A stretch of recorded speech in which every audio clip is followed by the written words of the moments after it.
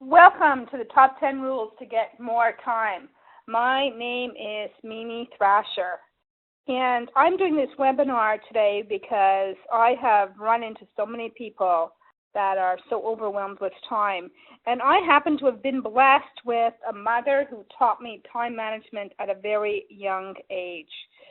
And as I got older, I happened to notice that the people in the world that had a lot of success, like Donald Trump or Oprah Winfrey, they happen to have the same 24 hours that you or I do in a day. And I noticed that one of the things they do well is they manage their time very well. And they also have teams in their life. And today we're going to talk about what I've distinguished is the top 10 rules to get more time. So let's start off with the first rule.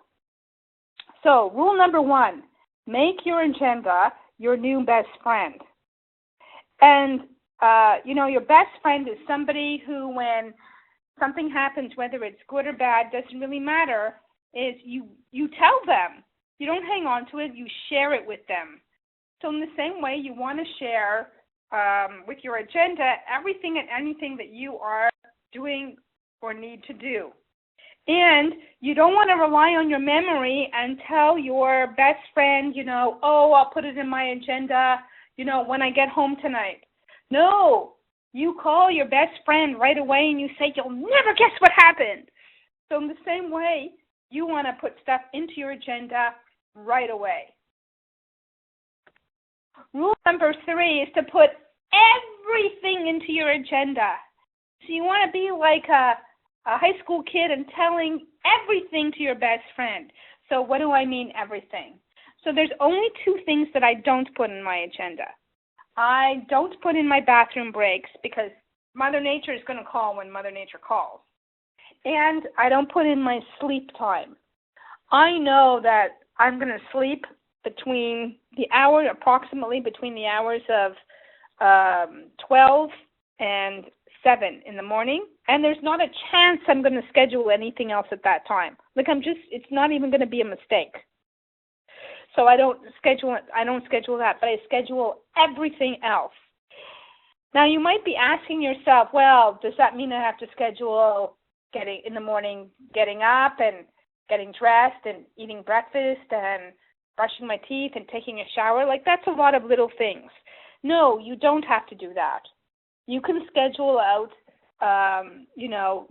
call it whatever you want, your morning rituals or getting up and dressed or whatever that is, and know that in that block of time, whatever that is for you, you're going to do those 3 or 4 items.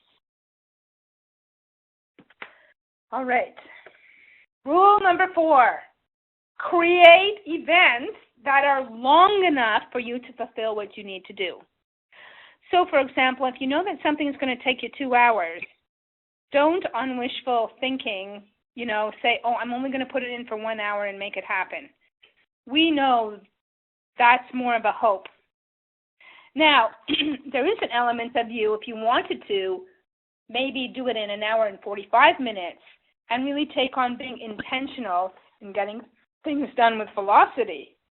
But trying to squeeze a 2-hour job into 1 hour is probably a little bit unrealistic. So really create events or occasions that are long enough for you to fulfill what you need to do. Rule number 5, put an alarm at 10 minutes before every event will start. So what does that do? That does a couple of things. First of all, it's letting you know that the end of your occasion is coming up. So you're going to have to start finishing it up, closing it up, or cleaning it up and putting that stuff away and getting out whatever you need for the next occasion. It's giving your mind a chance to shift gears. So that you're never late for the next occasion. Rule number 6, don't ignore your alarms.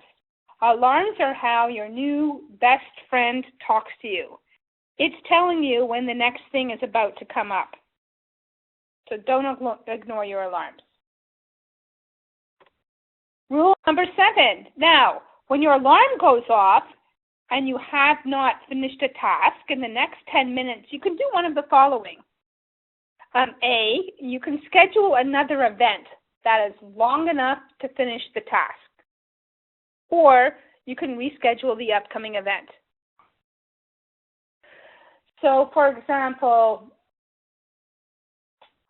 it's 10 to the hour and I'm in the middle of this great thought process around what I'm working on around my work, right? And I don't want to interrupt the flow because I'm just like on a roll here. So now I'm going to look at what's coming up at the top of the hour and see, am I going to move that? And if I can move that, or am I going to or am I going to create another occasion to finish what I'm doing? But having you look at what's coming up has you be responsible for something and has you not be stepping over it. Rule number 8, schedule 15 to 30 minutes of emergency time every single day.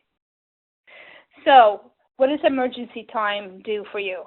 That would mean that thing that everybody has emergencies that come up, whether it's your mother called you with an emergency or something happened at work. It's whatever that unexpected thing is that came up in your day. And it displaces what you're doing in that moment. Your emergency time is a pocket of time in which you can now do that thing that got displaced. And sometimes you have to move that emergency time. Sometimes you'll have your emergency time scheduled in the evening, but that thing that got displaced, you're now going to have to move it and rearrange your schedule and move it towards the afternoon. And we talk about more about how to manage your emergency time in Module 2. Rule number 9, create a weekly event or occasion of no less than 1 hour to do something for yourself to get away from it all. You know, at the end of the day, we're all doing this so that we can have an extraordinary life. And whether you're the busiest of moms or, you know, you have massively busy business, whatever that is for you, take 1 hour a day to do something to get away from it all and to just squeeze some fun and the juice out of life. Rule number 10, create a daily event. Oops, I read the second one first. Look at that. Create a daily event of 15 minutes to review the following day. So that would mean every morning or every night, you're looking at the following day and reviewing it. And you're looking for different things. You're looking for what's the weather going to be tomorrow? Do I need a raincoat or an umbrella? Am I brown bagging it, or do I have a lunch meeting? Do I have to put gas in the car, or am I going by TTC? So you're setting yourself up to be prepared to start your day. And then the other thing to do is to create a weekly event of about an hour once a week to review your agenda or your schedule for the upcoming week. And in that occasion, you're looking for different things like overlapping events. So for most of us, we have an electronic version of our agenda, whether it's a phone or your iPad, and you get to create recurring events. Now, the further away you get from the origin of your recurring event, the more overlapping of occasions that is going to come up.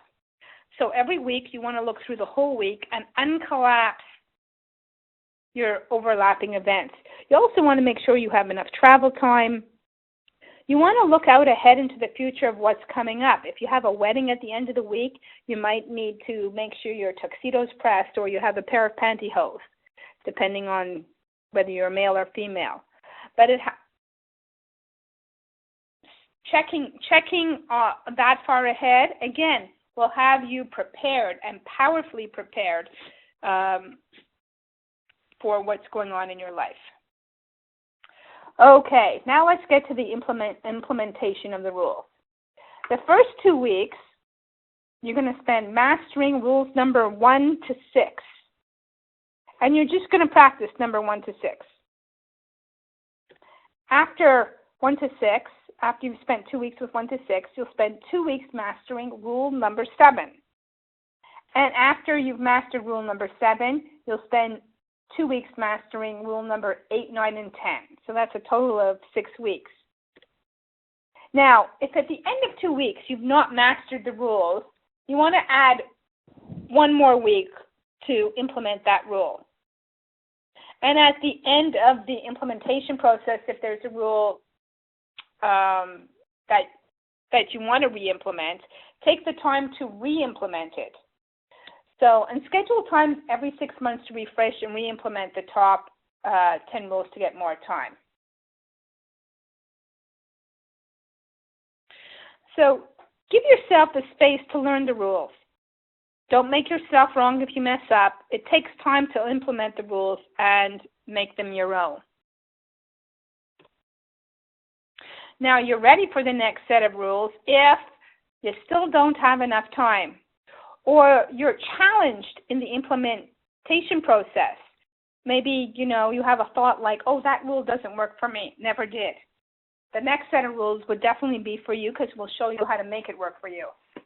And then if you want to turbo boost your time management skills now, and no kidding, get some extra time, you want to start looking at Module 2. And you can do that at the top 10 rules for time management.com. So about Module 2. Module 2 is a hands-on workshop where you create your schedule. The schedule doesn't create you. You create your schedule. And you learn how to have your schedule work for you. At the end of it all, you'll have more time for the things you love, and you'll have it all with ease. And it's a workshop that takes approximately 3 hours. And it takes that long because we do exercises in that module. Now, I'd love to hear how you're doing with these 10 rules, so you can let me know by emailing me at mimithrasher@gmail.com, or if you have any questions or comments, you can message me on Facebook at Mimi Thrasher or at the Performance Coaching Team. I'd love to hear how people are doing, and don't be afraid to contact me if you have a question about how to deal with a particular rule or a breakdown you're having around it. Now, Module 2, I forgot to mention, is regularly $99, and for you for being on this webinar today, it's only $25, and you can get that again at www.thetop10rulesfortimemanagement.com. So thank you for being with me today. I hope that gave you something new to look forward to around the realm of your time management. And I hope that it makes a difference for you. Bye for now, and see you in Module 2.